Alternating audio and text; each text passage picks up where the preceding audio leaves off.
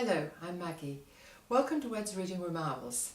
I hope you enjoyed our book selection for last month, and I hope you're going to enjoy these books for owls for the 7 and over age group. Quite different books, contrasting greatly with each other, but both absolutely wonderful.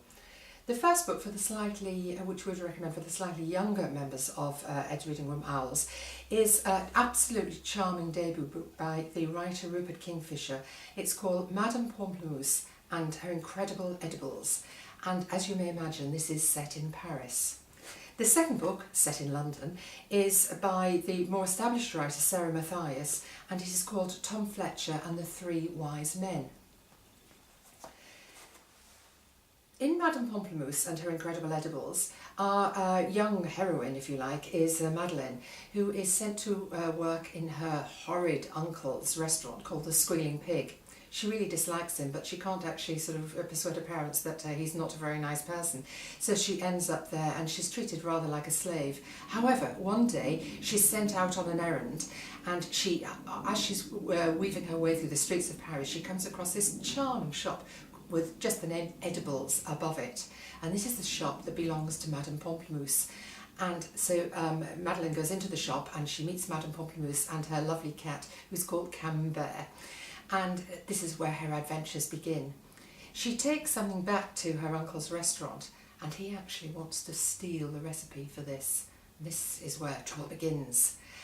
So it's an absolutely charming book. The food in Madame Pamplemousse's shop, it's not necessarily the sort of thing you would, certainly wouldn't find it in shops here, not necessarily the sort of thing you'd want to eat, but the most charming names, absolutely beautiful, and it's all great fun and very, very enjoyable read. Tom Fletcher and the Three Wise Men by Sarah Matthias is set in London in about 1220. Tom Fletcher is a novice monk in St Wilfrid's Monastery. He's not there very willingly. He doesn't really want to be there, and he is supposed to be taking his vows at Christmas. He's rather in love with a young local girl called Bessie Miller, and they actually make a secret rendezvous to actually run away, because she's actually running away from having to marry some horrid old man. Obviously she doesn't want to marry. So they set off for London, but then the problems start straight away.